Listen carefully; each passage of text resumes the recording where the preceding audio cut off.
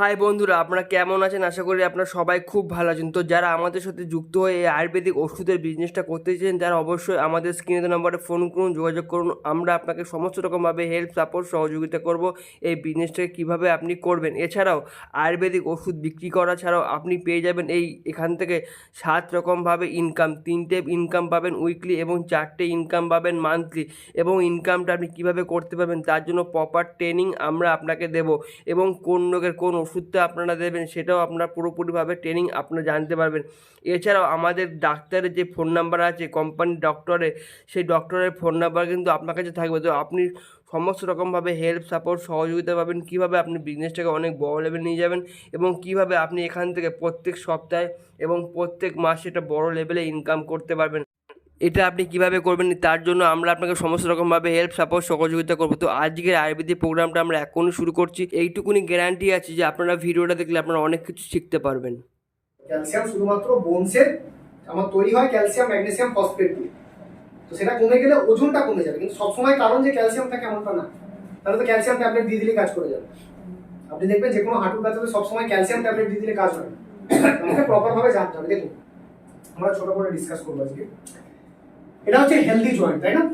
এই জয়েন্টটা ঠিকঠাক আছে আর বাকি দুটো বিগড়ে আছে, তাই তো? কি ডিফারেন্স হয়েছে বলুন তো দুটোর মধ্যে? ওই জেলটা একটা মধ্যে জেল পুরো শুকিয়ে গেছে, একটা মধ্যে জেল অল্প আছে, ডিসব্যালেন্স হয়ে গেছে ওই জয়েন্টটা। হার্ড হয়ে যাচ্ছে। আমার বডিতে যে কোনো জয়েন্ট কেমন ভাবে আছে?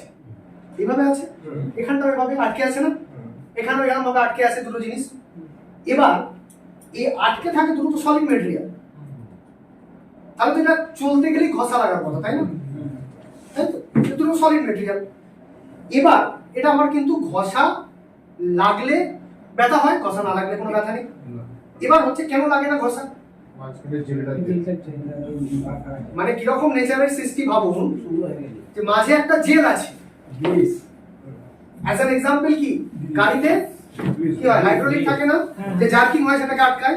সেরকম ভাবে আমার জয়েন্ট গুলোর মাঝে কিন্তু একটা জেল থাকে। সে কি করে, আমার এটা থেকে প্রোটেক্ট করে।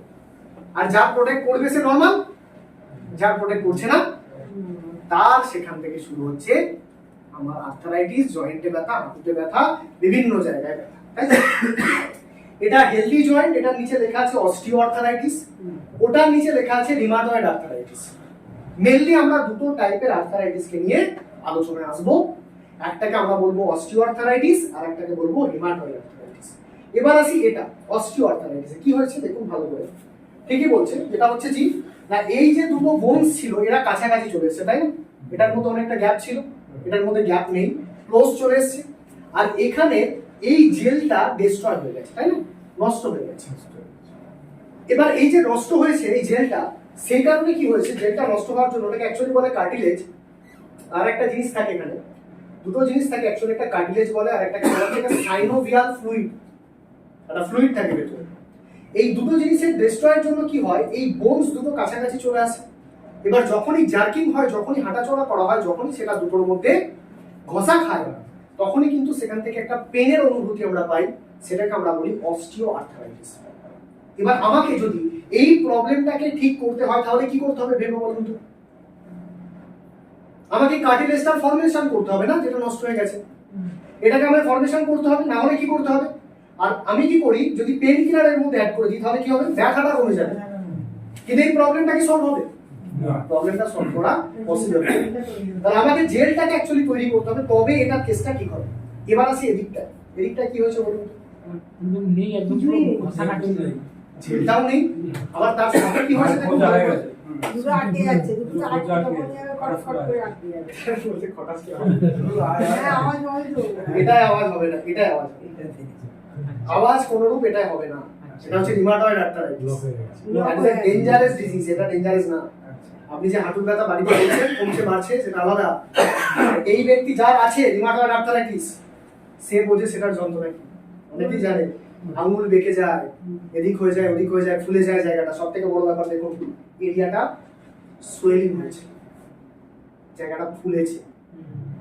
বুঝতে পারলেন ব্যাপারটা? জায়গাটা ফুলেছে এবং তার সাথে কার্টিলেজটাও নষ্ট হয়ে গেছে। এটাকে আমরা বলি রিমাটয়েড আর্থারাইটিস। এটা ডেঞ্জারাস।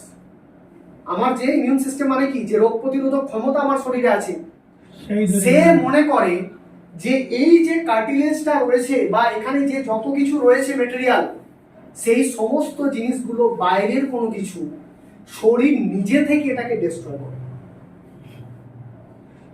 এর থেকে ডেঞ্জারাস আর কিন্তু আমার শরীর আমার নিজের ক্ষতি করছে, আমার শরীরের ইমিউনিটি পাওয়ার আমার নিজেকে নষ্ট করছে। আরো বিভিন্ন ধরনের গ্লুকোমা বলে একটা ডিজিজ আছে, অ্যালোপেসিয়া এরিয়েটা বলে, অনেক দেখবেন অনেকের মাথার চুল দেখবেন ফাঁকা ফাঁকা হয়ে যায় ক্যাপে পড়ে, খুব কমন একটা ডিজিজ, দেখেছেন হয়তো, জানেন অনেক টাকা মোবাইল খেয়ে নিয়েছে। তো টাক পোকা বলে কিছু, অ্যালোপেসিয়া এরিয়েটা ওটা। এই ধরনের ডিজিজ গুলো ফালতু কথা বলে টাক পোকা বলে কিছু হয় না, আজাদ স্টাডি করবেন। অ্যালোপেসিয়া এরিয়েটা রোগটার নাম, ওটা অটো ইমিউন ডিজিজ, আমার বডি নিজে থেকে ডিস্ট্রয় করছে। কাকে বলছেন? আমারই এক্সাম্পল, আমি আলোচনা করছি আমারই এক্সাম্পল, আমি এটাকে ঠিক করেছি ন্যাচারাল মাত্র। আচ্ছা, এই জায়গাটা না ড্রাই হয়ে যায় আস্তে আস্তে, শুকিয়েছে। আর যখন ড্রাই হবে কি হবে, অনেকের এই যে বলে দিল না ফট করে খটখট করে আওয়াজ হবে, আওয়াজ হবে, কোনটায় আওয়াজ হবে? এটায় কোনো রূপ সাউন্ড আসবে না। অস্টিওআর্থারাইটিসে ড্রাই হয়ে যাচ্ছে জায়গাটা, আর সেটাকে আমাকে সলভ করতে হবে প্রোডাক্টের মাধ্যমে। এবার আপনি ঢুকুন প্রোডাক্টের মধ্যে। এতক্ষণ আমরা টোটাল আলোচনা করছিলাম ডিজিজ নিয়ে, এবার আমরা ঢুকবো প্রোডাক্টের মধ্যে। আমি দেখছি অস্টিওআর্থারাইটিস যেটা কেসটা হচ্ছে ড্রাই হয়ে যাচ্ছে জায়গাটাকে, এবার আমাকে সলভ করতে হবে ওটাকে প্রপার ভাবে। কেমন ভাবে? দু তিনটা জিনিস হচ্ছে, এই অস্টিওআর্থারাইটিসের পেশেন্টের প্রচুর পরিমাণে ক্যালসিয়াম লস হয়, বডি থেকে ক্যালসিয়াম লস ক্রমাগত হতে থাকে, ফলে বোন মাসও কমছে, কার্টিলেজও ডিস্ট্রয় হচ্ছে, ফলে এই বোনস দুটো কাছাকাছি আসছে, ঘষা খাচ্ছে, পেন হচ্ছে। এবার আমার এটাকে সলভ করতে হবে। দেখুন, এবার চলে আসি টোটাল প্রোডাক্টের কম্বিনেশন। কি প্রোডাক্ট এখানে আমার জন্য আছে? একদম এদিকের ট্যাবলেটটা কি নাম? প্রোক্যাল ট্যাবলেট। এটা কি কাজ করবে? ক্যালসিয়াম ডেফিসিয়েন্সি কমাবে। একদমই তাই। এটার কাজ কেবলমাত্র কি করা? বোন মাসকে বাড়ানো। কোন প্রোডাক্টের কি কাজ পার্টিকুলারলি? এটার কাজ হচ্ছে বোন মাসকে বাড়ানো। ক্যালসিয়াম ডেফিসিয়েন্সি যেটা হয়েছে, হাড়ের ওজন যেটা কমে গেছে, বোন মাস যেটা কমে গেছে, সেটাকে রিটেন করানোর কাজ প্রোক্যাল ট্যাবলেটের। এবার আসি 2 নম্বর যে ট্যাবলেটটা, এটা খুব ইম্পর্টেন্ট, সেটার নাম হচ্ছে প্রো অর্থো প্লাস। ক্যালসিয়াম কমে যাওয়ার জন্য যার হাঁটুর ব্যথা হচ্ছে, তাকে যদি আপনি প্রোক্যাল ট্যাবলেট শুধুমাত্র দেন, কোনো রেজাল্ট আসবে না। কেন আসবে না?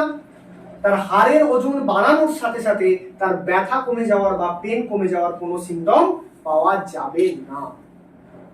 ডাক্তারেরাও যখন ট্রিটমেন্ট করে ক্যালসিয়াম ট্যাবলেট সাইডে দেয়, কিন্তু তার যে পেনটা হচ্ছে তার মেন মেডিসিন অন্য অ্যাপ্লাই করে। কেন করে? এটা আমাকে সাইডে রাখতে হবে। প্রোক্যাল ট্যাবলেট অবশ্যই দরকার, বোন মাসকে বাড়াতে হবে। এবার আসি 2 নম্বরে, সেটার নাম হচ্ছে প্রো অর্থো প্লাস। এটা খুব ইম্পর্টেন্ট কম্বিনেশন। এটা যারা যারা ইউজ করেছে রেজাল্ট পাচ্ছে, আমার বাড়িতেও রেজাল্ট আছে। ইনিও বললেন রেজাল্ট পেয়েছেন। কেন? কারণ ও কিছুটা ওই কার্টিলেজকে তৈরি করতে হেল্প করে। এবার কার্টিলেজ যদি তৈরি হয়ে যায়, তখন কি হবে? বোনসের জাংশনে তো লিকুইড চলে আসছে না, কার্টিলেজ চলে আসছে, তখন কেমন ভাবে ঘষা খাবে? তখন তো অটোমেটিক রেজাল্ট আসবে, পেনটা কিছুটা কমতে থাকবে। যত এটা ইউজ করবো আমরা লং টার্ম, যত খেয়ে খেয়ে যাবো, তত কি হবে? কার্টিলেজ বেশি তৈরি হবে, তত সাইনোভিয়াল ফ্লুইড বেশি তৈরি হবে, বডি সেখান থেকে তৈরি করবে, সাইনোভিয়াল থেকে সাইনোভিয়াল ফ্লুইড তৈরি হবে। এটা তৈরি হওয়ার জন্য তখন কি হবে? দুটো আমার যে বোনস আছে তারা ঘষা খাওয়াটা আস্তে আস্তে কমাবে। এবার যখনই কমবে আস্তে আস্তে, রেজাল্টটাও আপনার কিন্তু বাড়তে থাকবে, মানে আপনি ব্যথাটা ক্রমাগত আপনি কম পাবেন। এটাকে আমার মাথায় রাখতে হবে যে আমার প্রো অর্থো প্লাস এই ট্যাবলেটটা আমার মেইন ইনগ্রেডিয়েন্টস হাঁটুর ব্যথার জন্য। কোন কেসে? অস্টিওআর্থারাইটিসের জন্য। ভুলেও কিন্তু ওটাও লাগবে, দুটোর মধ্যে ডিফারেন্সটা একটু মাথায় রাখুন। Rheumatoid, osteo. রিমাটয়েডের কেস কম, অস্টিওআর্থারাইটিসের বেশি। সিম্পটমগুলো আমায় বুঝতে হবে। সোয়েলিং হয়ে গেছে, তার হাত পা বেঁকে যাচ্ছে, তখন কিন্তু রিমাটয়েড এসে শিফট হবে। তার আগে অব্দি অস্টিওআর্থারাইটিস আছে, তখন আমি তাকে প্রোক্যাল ট্যাবলেটও দিতে পারি, প্রো অর্থো প্লাস, তার সাথে কম্বাইন করে আমি মিক্স করে দিতে পারি। ওকে, ক্লিয়ার হচ্ছে সবার কাছে? নেক্সট হচ্ছে 3 নম্বর, কি আসছে? Pro অর্থো oil. এটা কি করবো আমরা?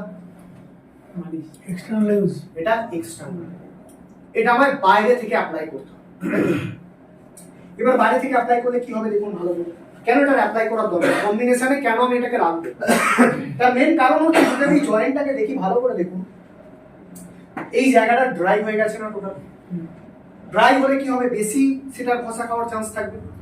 কিন্তু ওটাকে আমার যত তাড়াতাড়ি ওখানে আমি অয়েল দিতে পারবো, ওখানটাকে আমি পিচ্ছিল করতে পারবো যত তাড়াতাড়ি, তত কিন্তু আমার ঘষাটা কম খাবে। আর সেখানে যদি আমি বাইরে থেকে আজকে এই অয়েলটাকে অ্যাপ্লাই করি, যেটার নাম প্রো অর্থ অয়েল, সে কি করবে, সে যত অ্যাবজর্ব হবে ওই জায়গাটাকে কিন্তু অয়েলিং করার চেষ্টা করবে, তত তাড়াতাড়ি কিন্তু সেটাকে আমার যে ঘষা খাওয়ার প্রবণতাটা কম হবে। ফলে পেনটা যদি আমায় তাড়াতাড়ি কমাতে হয়, আমায় কি অ্যাপ্লাই করতে হবে এক্সটার্নালি, তার সাথে অ্যাপ্লাই করতে হবে প্রো অর্থ। তো এই যে তিনটে কম্বিনেশন আপনি দেখলেন অস্টিও আর্থারাইটিসের ক্ষেত্রে যথেষ্ট। Clear? এবার যদি আপনি চান যে তাকে আরো বেটার দিতে, তাহলে তার সাথে অ্যাড করে দেবেন হার্টজোট এক্সট্রাক্ট ক্যাপসুল। আজকের জন্য ভিডিও এইটুকুনি, দেখা হচ্ছে পরবর্তী ভিডিওতে।